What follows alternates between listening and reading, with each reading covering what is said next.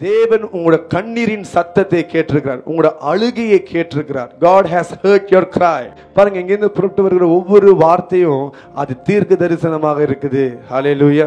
நீங்க எதை குறித்து அழுகிறீங்க என்று எனக்கு தெரியாது, ஆனா கர்த்தர் அந்த அழுகையின் சத்தத்தை கேட்டிருக்கிறார். பாருங்க, ஆண்டவர் உங்களை பார்த்து சொல்றார், நீங்கள் படுகிற வேதனையை அறிந்திருக்கிறாரா? இந்த இஸ்ரவேல் ஜனங்க ஆண்டவரே எங்களை பாருங்க, எங்களை நினைவு கூறுங்க என்று சொல்லவே இல்லை. அங்க அந்த அந்த அடிமையில நடத்துற அந்த எகிப்தியர் என்ன பண்ணாங்க, பிடிச்சு அழுத்த ஆரம்பிக்கிறாங்க. அவங்கள வேலையை அவங்களோட பலத்துக்கு மேல, அவங்க திராணிக்கு மேல கொடுக்கும் பொழுது அவங்களால அதை ஏற்றுக்கொள்ள முடியல. they are unable to carry the burden. the taskmaster has laid such a great burden on them. ஒரு உதாரணத்துக்கு, நீங்க ஒரு 8 மணி நேரம் தான் ஆபீஸ்ல வேலை செய்ய முடியும். என்ன வேலையா இருந்தாலும் அதுக்கு மேல உங்களுக்கு மைண்ட்ல தெரிய முடியாது அப்படின்னு தெரியும். அதுவே உங்க பாஸ் சொல்றாரு, நீ இன்னைக்கு டபுள் வேலை செய்யணும் அப்படின்னா 2 நாள் ஃபுல்லா நீங்க வேலை செய்யணும். உங்களுக்கு எப்படி இருக்கும்? முடியுமா? முடியாது. உங்களுக்கு டயர்ட் ஆயிரும். ஓகே, அந்த அந்த அந்த காரியத்தை செய்யறதுக்கு முடியாது. நீங்க ஒரு வேலை செய்தாலும் உங்களை கட்டாயப்படுத்தி தான் செய்வீங்க. இது 1 நாள் 2 நாள் இல்ல, காலம் முழுதும் இதான் செஞ்சுட்டு இருக்கிறாங்க. they were forced to carry the load which they are not able to carry. அவங்களால எடுக்க முடியாத அந்த சுமையை சுமந்து போகிறதுக்கு அவங்கள அடித்து கட்டாயப்படுத்தி தரத்தன இழுத்துட்டு போறாங்க. means they are working beyond their own will. அவங்க சொந்த விருப்பத்தை தாண்டி அவங்க வேலை செய்றாங்க. அவங்களுக்கு விருப்பமே கிடையாது. ஒரு விருப்பப்பட்ட வேலையை கூட நம்ம ஒரு அளவுக்கு மேலே செய்ய முடியாது. ஆனால் விருப்பம் இல்லாத வேலை எப்படி இருக்கும்? அன்னாடிக்கும் கல்லை தூக்கிட்டு போகணும், மண்ணை தூக்கி எடுத்துட்டு போகணும், கட்டுறதுக்கான எல்லா வேலையும் செய்யணும். எப்படி இருக்கும் யோசிச்சு பாருங்க. அப்போ அவ்வளோ ஒரு பாடு உள்ள வாழ்க்கை அவங்க வாழ்றாங்க. அதில் அவங்க அழுக ஆரம்பிக்கிறாங்க. சம் ஆஃப் யூ உங்க வேலை செய்கிற இடத்துல லோட் உங்களால் தாங்க முடியல. நீங்க அழுகிறீங்க, ஐயோ இந்த பாரத்தை நல்லா சுமக்க முடியலையே. நான் சொல்றேன், பைபிள் எழுதப்பட்டிருக்கு, கர்த்தர் உங்கள் குக்குரலை கேட்டிருக்கிறாரா, உங்கள் வேதனை அறிந்திருக்கிறாரா. அது என்னவா இருந்தாலும் God knows what you are going through. நீங்க எதை கடந்து போறீங்க தேவன் அறிந்திருக்கிறார். ஹல்லேலூயா. இந்த ஜனங்க தேவன் இடத்துல அழுக கிடையாது, ஆண்டவரை நோக்கி அழுக கிடையாது. சாதாரணமா அவங்க என்ன பண்றாங்க, ஒருத்தர் பார்த்து ஐயோ முடியலையே அழுகுறாங்க. ஆண்டவரையே பாருங்க நல்ல, ஆனா அவங்க அழுகுறாங்க, உண்மையா நுறுக்கப்பட்டு வேதனை அடைந்து அழுகுறாங்க. அந்த கண்ணீரை தான் தேவன் ஜெபமா எடுத்துக்கொள்கிறார். இவங்க அழுகிற அந்த அழுகை தேவன் இடத்துல எட்டினதான். it reached the throne of God. அவங்க அழுந்த அந்த சத்தம் தேவனோட பாதத்துக்கு எட்டினதான். that means your tears can travel to God. உங்க கண்ணீர் தேவன் இடத்துல சேர்க்கப்படும். இந்த கண்ணீர் ஒரு மொழி, is a language that God understands. நுறுங்குண்ட இருதயத்துக்கு தேவன் சமீபமாக இருக்கிறார். உங்க கண்ணீருக்கு பதில் உண்டாகும். There are people in the Bible who just cry to God and God answered their prayer. They never uttered a word. ஒரு வார்த்தை கூட சொல்ல கிடையாது, ஒரு வார்த்தை கூட வாயிலிருந்து வர. அவங்க அழுந்த அந்த அழுகை சத்தத்தை தேவன் கேட்டு உடனே அவங்களுக்கு பதிலை கொடுத்தார். இங்க எழுதப்பட்டிருக்கு பாருங்க, என் ஜனங்கள் அழுகிற சத்தத்தை நான் கேட்டிருக்கேன் என்று சொல்கிறார். So this is what you should understand. Your tears, your cries is a language for God. எதை குறித்து அழுகிறியோ, வேதனை பட்டு அழுகிறியோ, அது தேவனுக்கு எட்டி இருக்குது.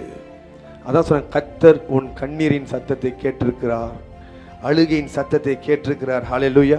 அவங்க யாரா இருந்தாலும் பாருங்க, விசுவாசியோட ஜெபம் மாத்திரம் தான், விசுவாசியோட கண்ணீர் மாத்திரம் தான் நிச்சயமா இல்லை.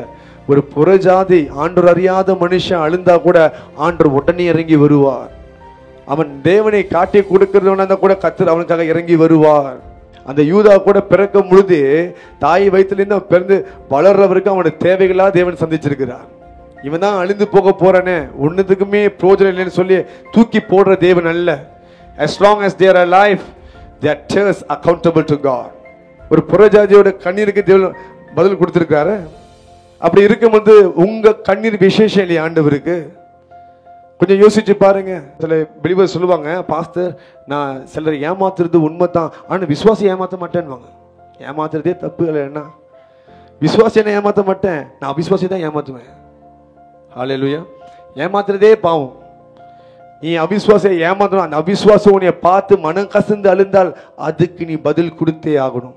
அவிசுவாசியோட கண்ணீருக்கே பதில் இருக்குன்னா விசுவாசியோட கண்ணீருக்கு எப்படி பதில் வரும் யோசிச்சு பாருங்க. இந்த ஜனங்க கொஞ்சம் கூட ஆண்டவரை பார்த்து, ஆண்டவரே நான் அவங்கள பார்த்து அழுகிறேன்னு கூட சொல்லவே இல்லை. ஆனால் அவங்களோட கண்ணீர் தேவன் இடத்துல எட்டினுதான். people might not see how much you cried for your issues.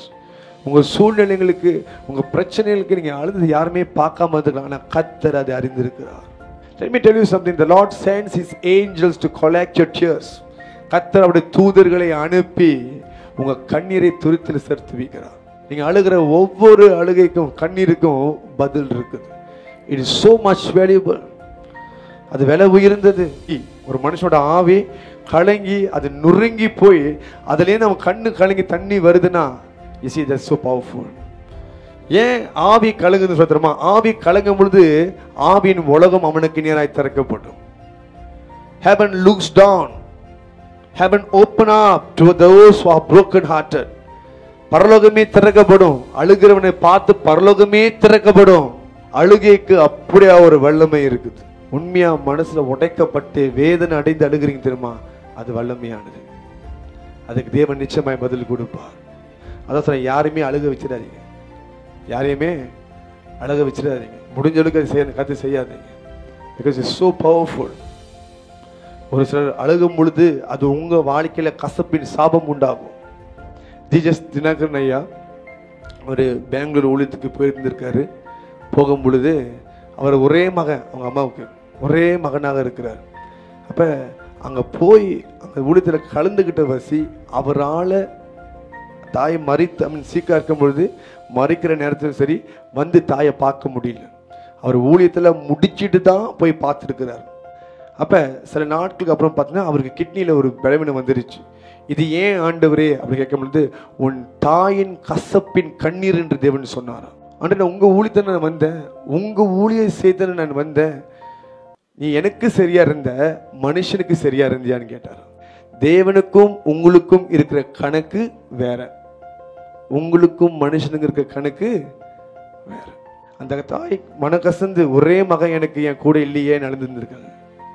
கொஞ்சம் யோசிச்சு பாருங்க. அது ஒரு வியாதியை இவருக்கு மாறிந்திருக்குது. அலிச்சமா இந்த காரியத்தை எண்ணாதீங்க. உங்களால சிலர் அழுகுறாங்கன்னா யூ ஆன்சரபிள் ஃபார் இட். ஆண்டவர் ஒவ்வொரு கண்ணீரையும் தேவன் பார்க்கிறார். நல்லா பாருங்க, it's a way of we communicating to God. சிலர் உங்க குடும்ப உறவுகளை ஒவ்வொரு நாளும் பிரச்சனை இருக்கு, சண்டை இருக்குன்னு சொல்லி அழுகிறீங்க. யார்கிட்ட போய் சொல்றது, யார் இந்த காரியத்தை புரிஞ்சுக்குவாங்க சொல்லி அழுகிறீங்க. நான் சொல்றேன், யாரு புரிஞ்சுக்கிறாங்களோ கர்த்தர் அதை அறிந்திருக்கார். சீக்கிரமே நியாயம் விசாரிக்க வருகிறார். ஹல்லேலூயா. சிலர் இன்னும் வரைக்கும் எனக்கு இன்னும் திருமணம் பண்ணி இத்தனை வருஷம் ஆச்சு, இன்னமும் எனக்கு பிள்ளை இல்லைன்னு அழுகிறீங்க. ஹல்லேலூயா. கர்த்தர் உங்களுக்கு கண்ணீரை கேட்டிருக்கிறார். நான் சொல்றேன், சீக்கிரமே அதுக்கான பதில் வருது. ஹல்லேலூயா. சிலர் நீங்க உங்க வாழ்க்கையில உங்க பிள்ளைங்க ரொம்ப ரிபேலியஸா சொன்ன பேச்சை கேட்கறது இல்லை, என்ன சொன்னாலும் எதிர்த்து நிற்கிறது, கதவு பட்டாரம் அடிக்கிறது, எதிர்த்து நிற்கிறது, தள்ளி விடுறது, இப்படிப்பட்ட ஒரு காரியத்தை கடந்து போயிட்டீங்க. அந்த கண்ணீரை தேவன் அறிந்திருக்கிறார், உங்கள் வேதனையை அறிந்திருக்கிறார். சீக்கிரமே அங்க ஒரு மாற்றம் உண்டாக போகுது. சிலர் உங்க வாழ்க்கையில் இருக்கிற கமிட்மெண்ட் நீங்க செய்ய விட, நீங்க உங்களுக்கு சில பொறுப்புகள் இருக்குது, சில சில காரியத்தை நீங்க காசு கட்டுறதாக இருக்குது, உங்க தலைக்கு மேல பாடுகள் இருக்குது, உங்க கழுத்தை நெருக்குது. ஆண்டவரே இது என்னால முடியல, சுமக்க முடியலன்னு சொல்லி அழுகிறீங்க. கர்த்தர் அந்த கண்ணீரையும் கேட்டிருக்கிறார். It's beyond your ability. உங்களோட தகுதிக்கு மேல, உங்க திராணிக்கு மேல நீங்க சுமக்கிறீங்க. நான் சொல்றேன், இந்த வருஷம் ஆசீர்வாத மழை பொழியுது. showers of blessing. ஒரு வருஷம் முழுசும் நீங்க அழுதுகிட்டே இருந்தீங்க இல்லையா, அதோட ஆசீர்வாதத்தை இந்த வருஷம் நீங்கள் பார்க்க போகிறீங்க. கர்த்தர் மாற்றி அமைக்க போகிறார். சிலர் உங்க வாழ்க்கையில கடனால் நெருக்கப்பட்டிருக்கிறீங்க, கடன் கட்ட முடியாம இருக்கிறீங்க, அவங்க பேசுற பேச்சு தாங்க முடியல. ஹல்லேலூயா. நம்ம எத்தனையோ பேர்த்த பார்த்துருக்கோம், இங்கே எத்தனையோ சாட்சிகள் இருக்கிறீங்க. கடன்லேருந்து கர்த்தர் அற்புதமாய் விடுதலை கொடுத்திருக்கிறார். அவங்களுக்கு அற்புதம் செய்த தேவன் உங்களுக்கும் செய்ய போகிறார். விசுவாசிக்கிறீங்களா? கையை தூக்கி சொல்றீங்களா, என் கடன் வாழ்க்கை ஒரு முடிவுக்கு வருதுன்னு சொல்லுங்க. இந்த இடத்துல சொல்லுங்க. அன்னைக்கு அண்ணாள் தேவ ஆலயத்துல ஜெபிக்கும் பொழுது ஊக்கத்தோடு ஜெபிக்கிறா, அம்மாவளே என் கடன் வாழ்க்கை ஒரு முடிவுக்கு வருது, நான் கடன்காரனாக கடன்காரியாக நான் வாழ போறது கிடையாது, என் கை கொடுக்கிற கையாய் மாற போகுது. கர்த்தர் என் ஜெபத்துக்கு பதில் கொடுக்கிறார், ஆசீர்வாத மழை என் மேல பொழி ஆரம்பிக்குது என்று சொல்லுங்க. சிலர் உங்கள் வாழ்க்கையில சில வியாதிகள் உங்களை தாக்கியிருக்கலாம், உங்களுக்குள்ள வந்திருக்கலாம், அதை குறித்து நீங்க அழுகுதார். கர்த்தர் உங்களுக்கு இந்த ராத்திரி சுகத்தை தரப்போகிறார். நீங்க சில பேர் உங்களுடைய திருமண வாழ்க்கையில் இருக்கிற போராட்டம், நீங்க சில ப்ரொபோசலுக்கு போயிருப்பீங்க, நீங்க நிச்சயம் பண்ணியிருப்பீங்க, திடீர்னு கேன்சல் ஆகிருக்கலாம், இல்லை சில ஒரு ஒத்துப்பாமல் இருக்கலாம், அதை குறித்து நீங்க அழுகிறீங்க. நான் சொல்றேன், கர்த்தர் அதுக்கான பதிலை சீக்கிரத்தை தரப்போகிறார். என்ன வருதோ எதை குறித்து நீங்க அழுந்தாலும் உங்க கண்ணீரின் சத்தம் தேவனுக்கு எட்டி இருக்குது. எதுக்காக நீங்க அழுகிறீங்கன்னு தெரியாது. But one thing for sure, நீங்க உங்க வேதனையை கர்த்தர் அறிந்திருக்கிறார். பக்கத்துல பார்த்து சொல்லுங்க, உங்க பிரச்சனை கர்த்தரோட கண் பார்வைக்கு மறைவாக இல்லை. Your problems are not hidden in the sight of the Lord. Hallelujah. கர்த்தர் சகலத்தையும் மறைந்திருக்கிறார். Hallelujah. இன்னைக்கு அவருடைய விரல் உங்கள் வாழ்க்கையில செயல்படுகிறதை பார்க்க போகிறீங்க. ஏன் விரல் சொன்ன? விரல்னா கர்த்தரோட அதிகாரம், கர்த்தருடைய வல்லமை, அது வெளிப்படுகிறதை நீங்கள் பார்க்க போறீர்கள். Hallelujah. தேவன் அற்புதத்தை உங்க வாழ்க்கையில செய்ய போகிறார். Hallelujah. நான் கேட்கிறேன், 2024ல உங்களால கணக்கெடுத்து சொல்ல முடியுமா எத்தனை முறை நீங்க அழுந்தீங்கன்னு என்று சொல்ல முடியுமா? எத்தனை மணிக்கு அழுந்தீங்கன்னு சொல்ல முடியுமா? ஏதாவது ஒரு இடத்துல பயங்கரமா அழுந்திருப்பீங்க, அதை சொல்லுவீங்க. நான் அந்த நடு ராத்திரி நான் அழுக யாருக்கும் தெரியும், நான் அப்படி அழுதுன்னு சொல்லுவீங்க.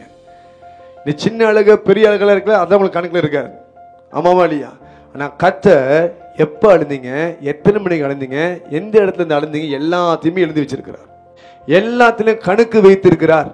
இப்ப ஆண்டவர் கணக்கு சும்மா எடுத்து வச்சு ஓகே இந்த நபர் இதுக்காக அழுதுக்கான்னு சொல்லிட்டு போறதுக்காக எழுதி வச்சிருக்காரு? இல்ல, பதில் கொடுக்கிறதுக்காக எழுதி வைத்திருக்கிறார். ஹல்லேலூயா. அதான் சொல்லி உங்களோட கண்ணீர் ரொம்ப விசேஷமானது ஆண்டவருக்கு. சொல்றேன், இன்னைக்கு மன கசந்து அழுந்து நீங்க விதைக்கிறீங்க உங்க வாழ்க்கையில, கர்த்தர் நீங்கள் சந்தோஷமா அறுக்க செய்ய போறார். நான் நம்புறேன், இதுக்காக நீங்க அறுக்க ஆரம்பிப்பீங்க. தேவன் வார்த்தை தரையில விழுகாது. ஹல்லேலூயா. ஜனங்க கண்ணீர் விட அழுகும் பொழுது, ஜனங்க கண்ணீர்ல அழுகும் பொழுது, அந்த நெருக்கப்படும் பொழுது கர்த்தர் மோசையை ஆயத்தப்படுத்தி கொண்டிருந்தார். அதே போல நீங்க அழுந்த நாட்கள்ல கர்த்தர் உங்களோட பதிலை ஆயத்தப்படுத்தி கொண்டிருக்கிறார். At the moment you start to cry for that something, God already prepared the answer for you. அந்த மோசையான பதில் வந்து சேருகிற நேரம் இதுவே. கர்த்தர் உங்களை விடுதலையாக்க போகிறார். ஹல்லேலூயா. தேவன் அமைதியா இருந்தது காரணம் அவர் உங்களுக்கு காரியங்களை ஆயத்தப்படுத்தி கொண்டிருந்தார். ஹல்லேலூயா.